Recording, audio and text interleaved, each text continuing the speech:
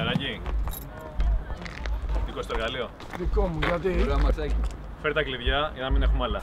Καλύτερα να αποφύγουμε καταστάσεις που δεν μπορούμε να ελέγξουμε. Καλά. Έλατε.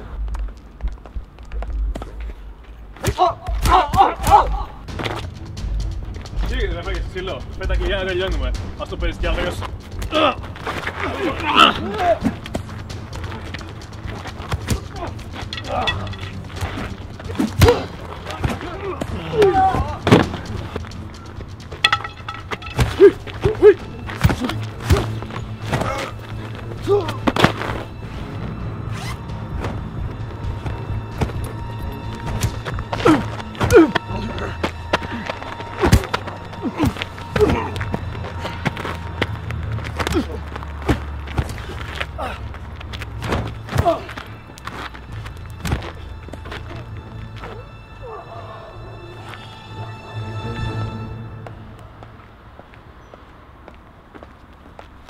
Τι θες?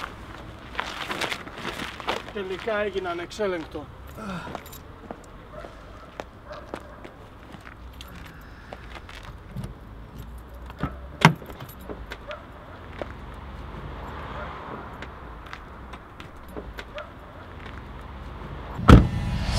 Παιδες, τι ξύλο είναι αυτό, Πέτρε. Ας να πάνε, δες πως μου έχει κάνει το χέρι εδώ. Σου σακάτε στο χέρι, στο γύρι στο λαιμό, άστα να πάνε.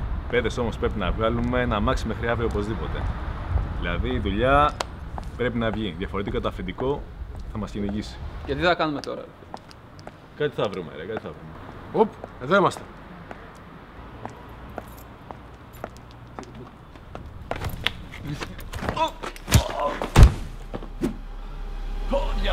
Πάλι τα ίδια, πάμε να φύγουμε.